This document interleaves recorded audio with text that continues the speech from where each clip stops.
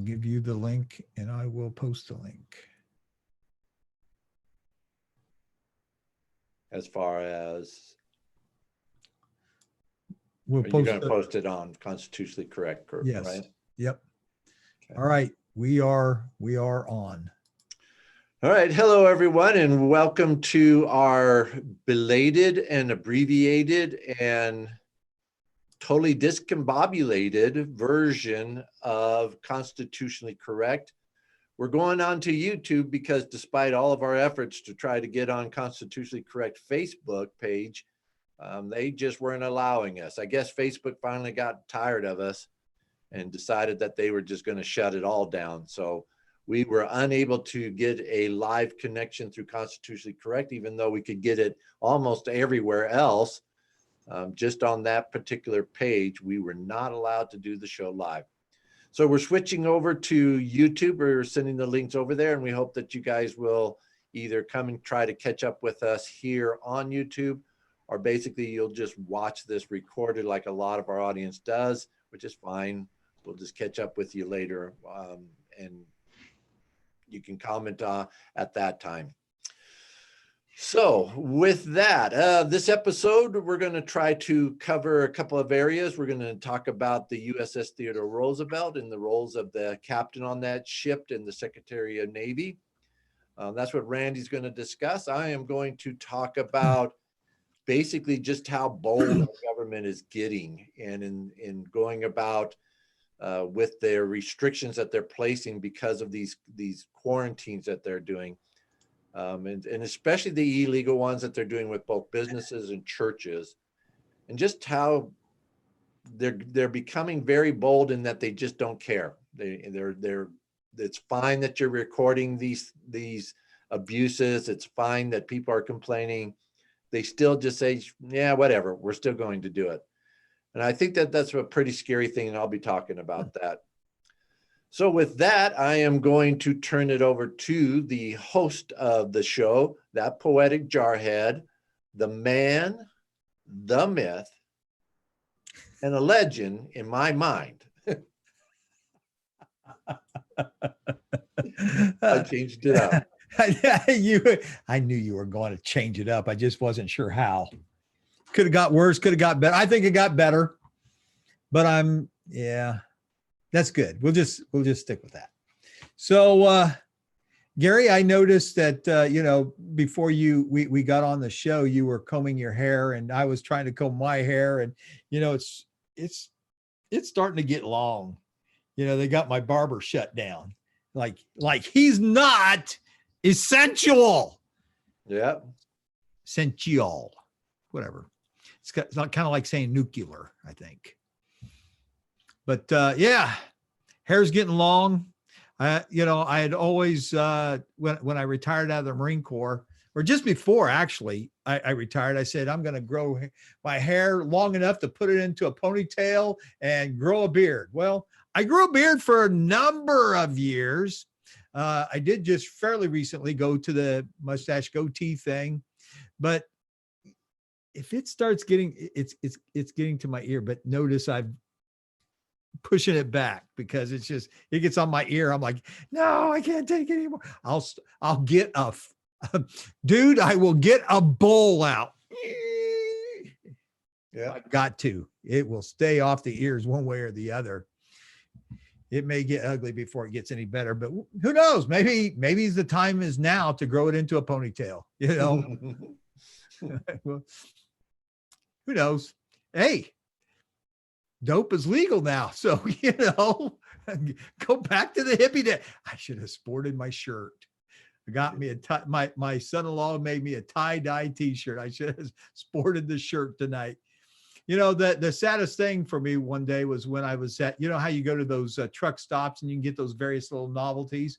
Well, right. They had these hats you could get that had the ponytail in the back. Oh, okay. The one that worked out best was that really, really gray one, almost white ponytail sticking out the back. I'm like, oh, yeah, we're not getting that hat. It was just all about the color.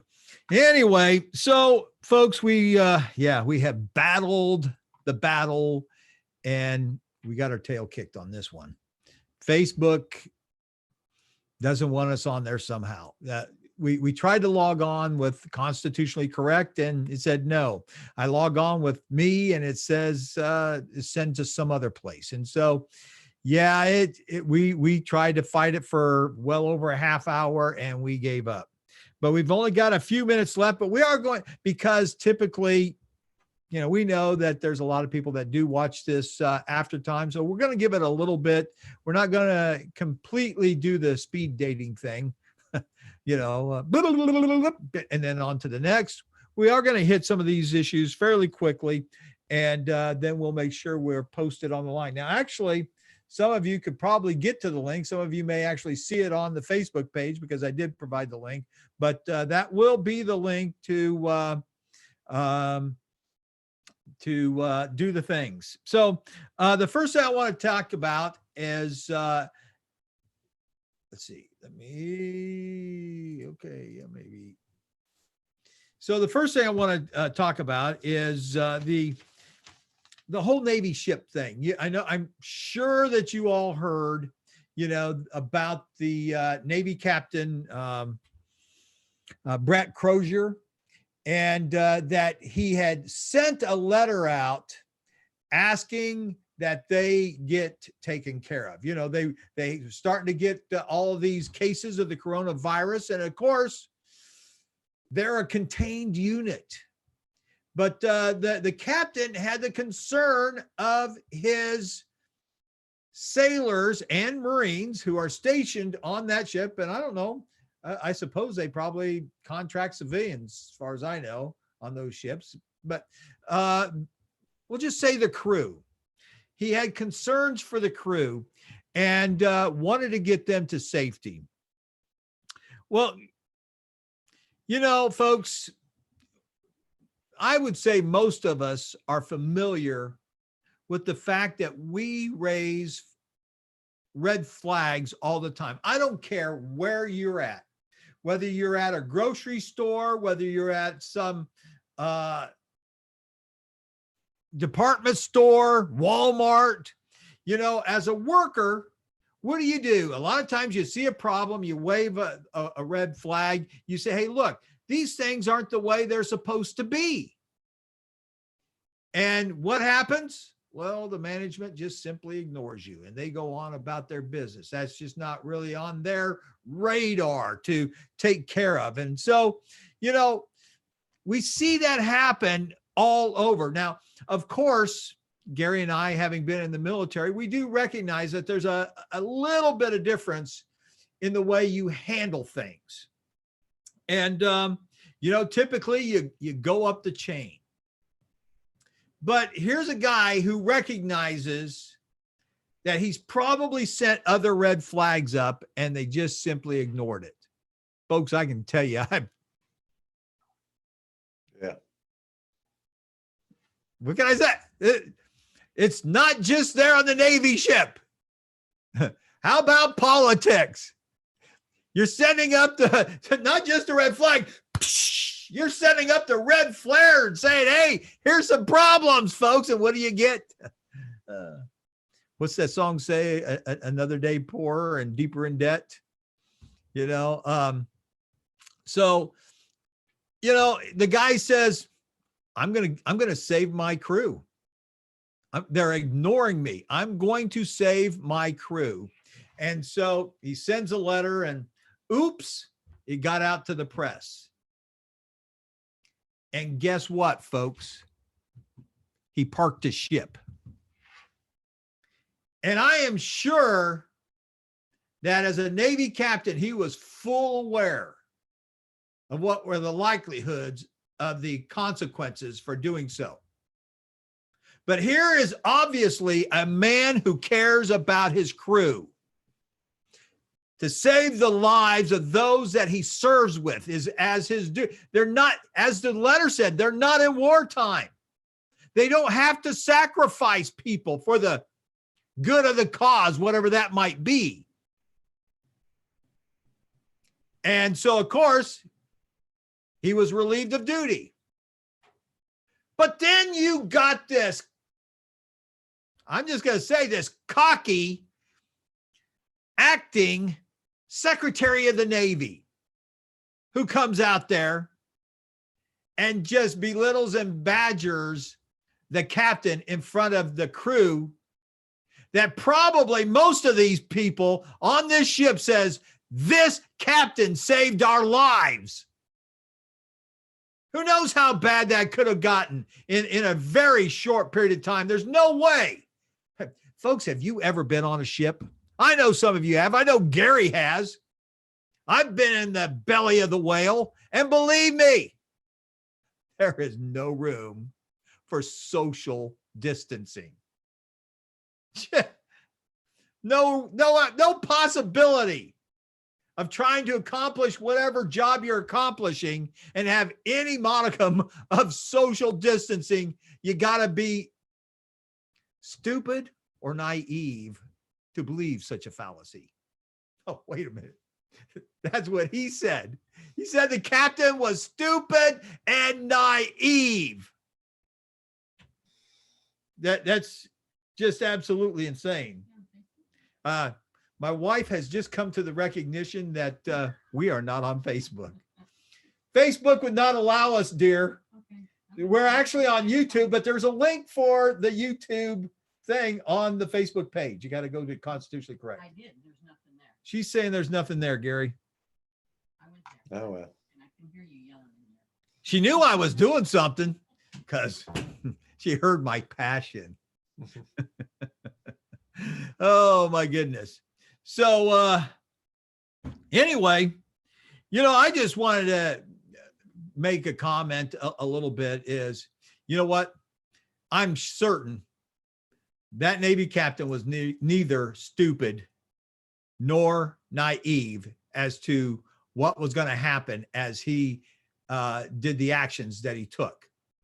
And I am sure, as I would have been, if I was in that position and I was in fear for the lives of my crew, and I would say, hey, you know what?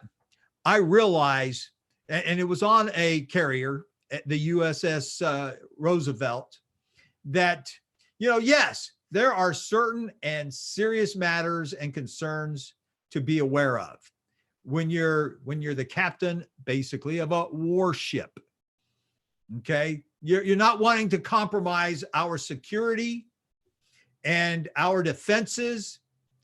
I am absolutely certain he was neither naive or stupid, but he did have a deep, abiding concern and care for his crew, making sure that in a time that we are not at war, that we don't necessarily take the lives or expend the lives or treat them as it used to be said, cannon fodder.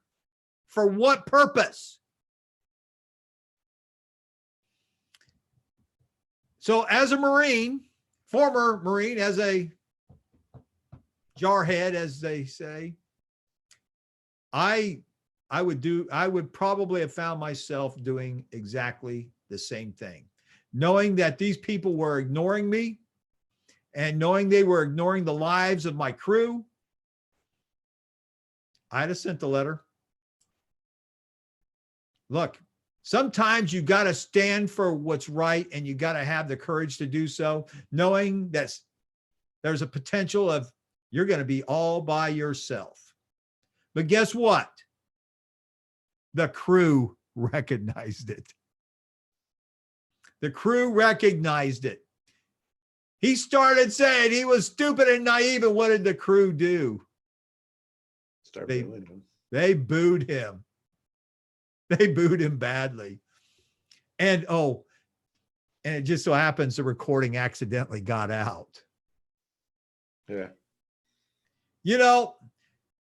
There's a fine line, folks, and this goes back into a longer conversation, but I'm just going to say that that the men and women that serve our country are heroes to put up with the garbage that they have to put up with. And I say that because of the way our military is being used and for what purposes and so on and so forth. And, I am absolutely proud of our men and women in uniform. And this whole political menagerie that we find ourselves in this country is what this stupid and naive acting Secretary of the Navy thought he was going to be out there. Yeah, I'm the man. I am the white knight here. I axed this stupid captain off the ship. Yeah, and you crew, don't you dare go to the press and don't Guess what? Didn't work out well for him. And I do appreciate what Trump had to say in that, hey, maybe it was, I'm certain the captain didn't consider it a mistake. I think he accomplished exactly what he knew would get accomplished and was willing to sacrifice his career for the safety of his crew. I'm going to just say he's a hero to me, to stand up and understand that sometimes you got to stand up for what's right rather than all this political menagerie that we find ourselves in. And I'm going to end with that. Gary, any comments? Politics is all about safety. Nobody sticks their heads up. Nobody takes the bold statement. Nobody takes the bold action. On Evita, the musical that came out in the 80s, there's a really cute scene where all of the generals in Argentina are playing musical chairs, and the song that they sing is all about, when one is safe, one takes one stand, that type of thing, and just talking about the art of politics and the art of the possible. And that's what it's all about. And you're right, man. Standing up and doing something like that, military at that level is, and this, it's all politics. There's very little military involved at that point. It is politics. And yeah, he did. He knew what was going to happen. I'm sure he was well aware of that, and he was willing to make it. So yep. Good for him. Good for him. I agree. So now we'll go with your topic, and then we'll come back to something a little other. One that typically we say, and I've been told I need to stop talking about my tinfoil hat that I've never put on, but I'm still going to think it. So go ahead with yours. So I'm going to share with everyone. This is an attorney that I work with. He's also a friend. He teaches the Constitution at school. There's a private school that he goes to, and he teaches them the Constitution. But he was just speaking. He has a radio show, and he was simply just speaking about the COVID-19 action by government on small businesses. And I just want you to hear what he has to say. I think it's very apropos. And so I'm not saying to rebel and go against it, but understand that you have a First Amendment right of assembly, right? You can assemble, you can interact with people, you have the ability to move freely. And the way that these governments are responding, I fear creates a very dangerous precedent to limit your ability to operate as a business owner. And so what I would say is get together with like-minded people so that you're not just one voice out there. It's easy for a government entity or a big business to shut down one person. But if everyone is rising up at once to say, you know what, these are essential businesses. Your cure is worse than the problem itself. We're creating an economic disaster that will far outlast this coronavirus. We need to have people that are business owners, entrepreneurs, those that are leading our communities on the front lines, being willing to say, we have a First Amendment right of assembly, and you can't just limit that arbitrarily. And so I've often thought, well, what if I'm stopped on my way to Davis County, to do a signing? Well, if they choose to hit me with the criminal penalty, then I will have to go argue that and say, no, this is an essential business. I have a First Amendment right. And just be prepared that maybe we don't want to consent away our rights at this time, and to find like-minded people that are willing to stand up together. You can reach out to me if you want to talk through this. And I'm just going to go ahead and stop it there. I just loved what he said. Don't consent away your rights. And he's actually trying to reach out to the business owners. He's based here in Utah with me. And he's just trying to reach out to them to say, why don't you all come together and say, this is not right. His argument was they're using an arbitrary designation for shutting you down, which is you are a non-essential business. Well, describe to me what is non-essential. Is a barber non-essential? Well, Randy might be disagreeing with you right now. He's like, no, I'm going on the air. I want to look good. That's essential. And if you are that business owner, your family is dependent upon your income. I think in my mind, that makes you essential. And for them to say, well, we don't clarify you as essential.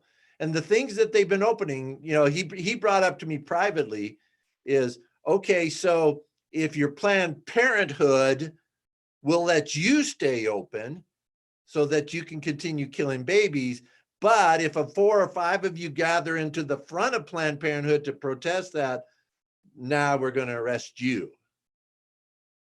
Does that seem weird to you? Does that just seem like this is out of control, that these folks have just really lost it? And this is what worries me. I've been talking about this for almost a whole year now. They're getting bold. They're like, we don't care anymore. We're just going to do what we want to do. We're going to say what we're going to say. We're going to enact these things because nobody is stopping us. And I think that it's time for a voice. He reached out to the business owners. And my thought was, what would happen if the Constitution Party reached out to these same business owners and said, you know what? These government officials just killed your business. And here in Utah, they're all Republicans. There was a Republican governor with a Republican state Senate and legislature dominated, Republican county officials, Republican city officials, all of them.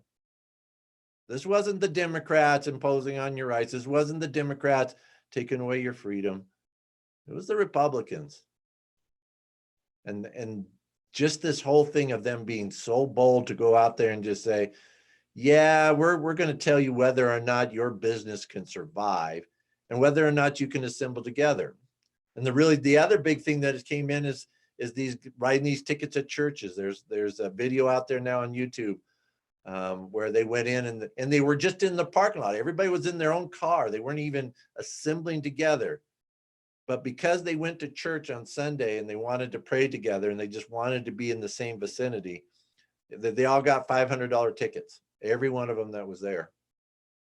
Boy, when they're marching in your churches, folks, I don't know. I'm looking at my pitchfork and going, I wonder if it's time. You're muted, Randy. Yeah. This reminds me of I don't know if it's really a fairy tale. No, it's not a fairy tale. I'm sure that it's based on truth. How do you catch a wild pig? You ever see that one? Well, you find out where the wild pigs kind of are, in the kind of the neighborhood. And then you find a clearing where it's close to them. And what you do is you start putting out a pile of corn out there in the middle. And so, you do that for a week and the pigs, hey, this is pretty good stuff. This is pretty awesome. Well, then you put up one side of a fence, just one side. The pigs, what's going on here? I don't know. I'll get a little closer, Jump, jump, jump, jump, jump. Nothing's happening. Jump, jump, jump, jump, jump, jump, jump, jump. And then he comes back the next day and yeah, no problem. Jump, jump, jump, jump, jump, jump. He's feeling pretty good. Do it for about a week. And then you put another side of the fence on and pigs coming back out there. Man, this is odd. Something different here. but that corn was pretty good. We go up there, chomp, chomp, chomp, chomp, chomp, chomp. And then for another week, and you don't even have to do it for quite as long. And then, of course, you know where this is going. You put up another side of the fence and the pig is like, he's still chomping.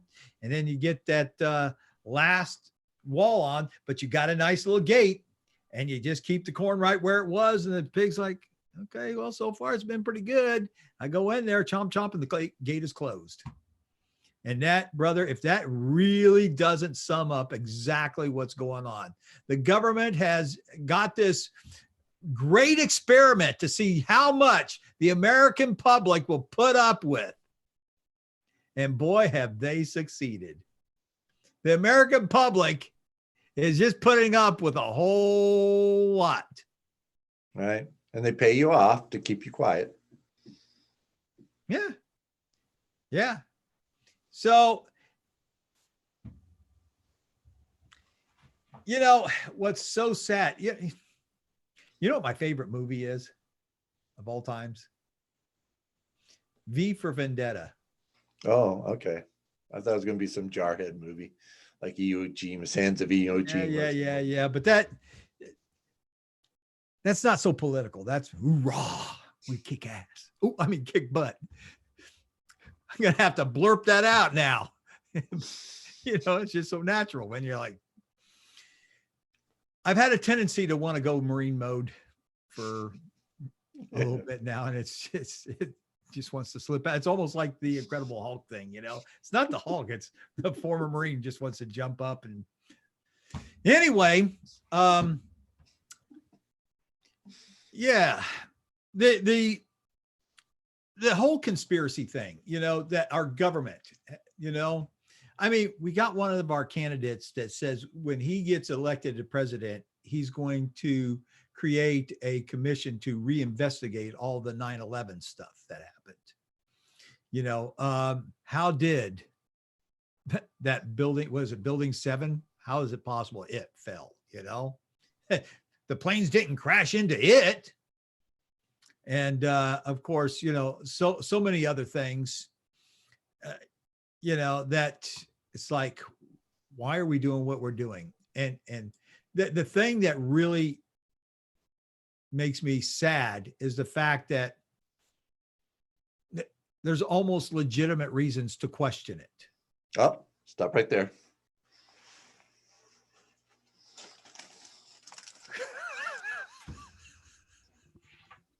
Go ahead.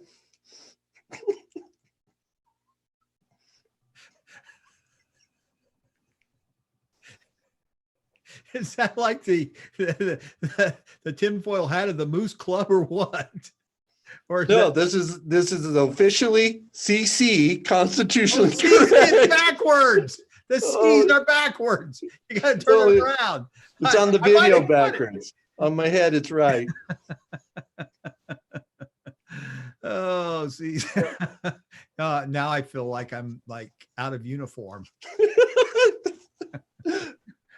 I do have one day you were going to go there, so I bring it every day. And I'm like, when he goes there, we're bringing it out. I'm out of uniform. So the highlight, this video came through that I'm going to play came in. It's only less than 2 minutes. The video came through Facebook, and of course, the title with it is, see, I told you it was a weaponized virus that they planned to use against us. So they had the ability for this great experiment that they have succeeded in to just see how much liberty they can take from us. So I'm going to play my little video now. Let's see here. Let's do this one. Share the audio, and here we go. Now, bear in mind, this isn't really what they say in terms of, that China created this virus and, weaponized it and all that, but you can see where they can come up with the idea.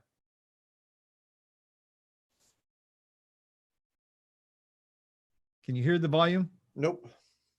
Okay. Why is it? Oh, okay. Here we go. Got it. Here we go.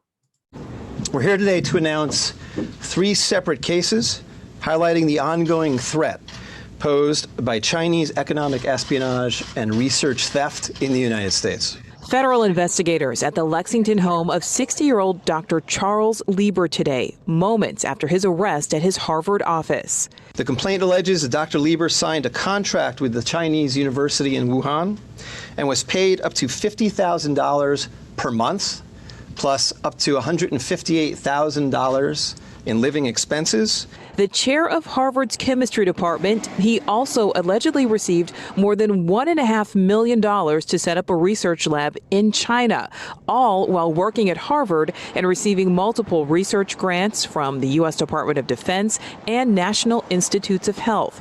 Also charged today, 2 Chinese nationals, 29-year-old Yang Qingyi, who worked as a scientific researcher at Boston University, who failed to mention on her visa application that she is also a lieutenant with the People's Liberation Army. 30-year-old Zhaozong Zhang worked on cancer research at Beth Israel Deaconess Medical Center. For trying to smuggle vials of biological material out of the United States to China and lying about it to federal investigators. Now, Lieber is due back in court Thursday. He's currently behind bars. He could face up to 5 years in prison if convicted.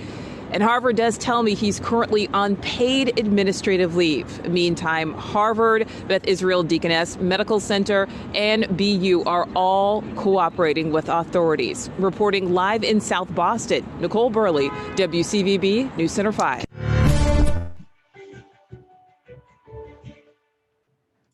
Okay, so did you hear the Wuhan Connection? There is a biological lab near Wuhan. Yeah. I think there's a movie going to be coming out, the Wuhan Connection. I should invest in it. Who's making it? Because you heard the Wuhan. Get your tinfoil on. I was going to say, I'm ready. I'm ready for it. So let's go. Go into the deep part here. I'm ready. Now, turn around so we get the C's right. I don't like the other side of it. yeah, turn around. Yeah, we'll go back. And it might ruin our sales because I'm going to tell everybody that don't buy no secondhand knockoffs. You want officially approved, constitutionally correct tinfoil hats. Yeah, because the 2 C's keep the gamma rays out. So, well. Speaking of buying and stuff, look, are we making any money off of that that big advertisement with that whole law thing? That was a good way of getting it in there. We never had this conversation. Yeah. I see why you slipped that in. All right. Well, or maybe they're going to disavow and because now we don't want to be a part of that conspiracy thing. But, folks, that the thing is there legitimate reason to question the Wuhan Connection? They got a chemical library, yeah, laboratory over there connected with. Oh, you get the swoosh back. Whoosh. Is Welsh German? It is. In this type, case, it is English. Oh, man! But yes, it's you could Dutch. have played a German SS. Yeah, you got that mean look. Yeah. When I was younger, it's actually much more blonder. And I used to tell when I was younger, I had like really blonde hair. I told everybody. Too. Yeah, I would have been Hitler's little boy. 6 foot tall, blonde. Yeah, I wasn't blonde. Brown from here up. That tells you something, right? We're just leaving it at that. So, the reason I wanted to point this out is that is there potential for our government to be doing wrong things? I mean, was it Benjamin Franklin? I think it was him that said he who would give up a little bit of freedom for security will have no freedom and no security. unless you consider being basically a slave to everything, being secure. I'm not so sure that the African American, in the early days of this country would consider that, yeah, we feel pretty doggone secure here being a slave. Yeah. So why are we allowing ourselves to be slaves to all of this? And the big thing is I've always said, and Gary, you can back me up on this one, do some research. Do some research. And I'll tell you, one of my coworkers today, we were talking about, the physical issues, health issues. I had issues with my knees just before I left the Marine Corps. And what did the Marine Corps doc tell me? Well, within 5 to 10 years, you're looking at full knee replacements. Well, that has been over 17 years ago, and my knees are just fine. I take care of them, and I've done some research, and I believe that I've been taking correct supplements that the research has shown that it will even rebuild cartilage. But is that what Big Pharma wants you to take? No. Is that what the docs are selling us? No. So, there is so much information out there. There is absolutely no reason why we have to put up with some of the stuff that we do. And, taking a look at the, Gary, you showed it last week, the numbers, the actual numbers, folks, if you go out there, but then you're going to say, no, that it's not really true, Right. But boy, do you believe other stuff on the internet?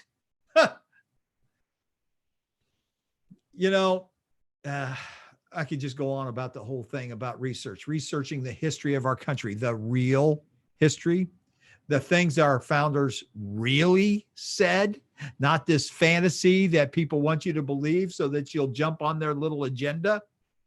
Folks, we need to be seriously concerned about things. And I think the thing that Gary was pointing out is there is a huge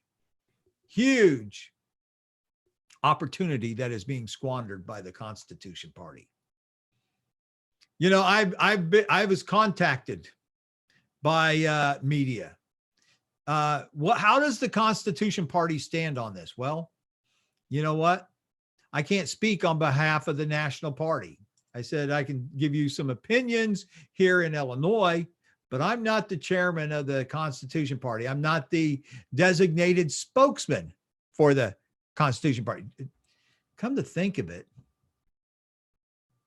no, I don't think there is a designated spokesman. At one point in time, there kind of was. One point in time, there was what they called a communications director. And yeah, just really not happy with the way things are going. All the squandered opportunity. Gary, the very thing that you were suggesting. Hey, look, we're going to stand up for your rights and we're going to get people elected to do so. But guess what you're going to have to do? Stop swallowing the Republican and Democrat Kool-Aid. You need to join us. Help us elect people who actually represent your values, who's concerned about your liberty, concerned about all those things.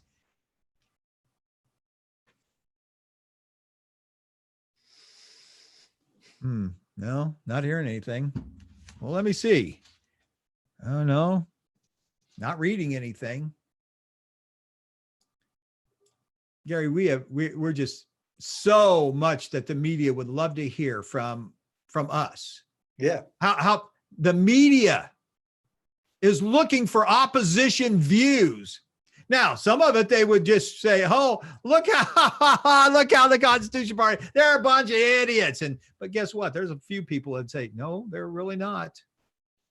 Sure, the media might try to paint something, but guess what? We're not in the media because we have no voice there.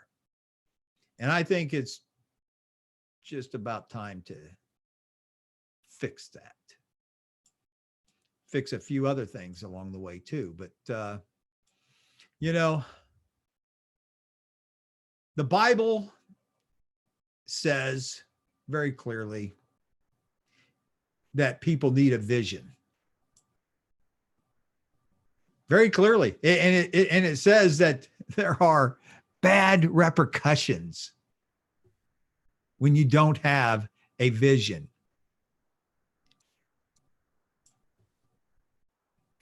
So my segue is this, that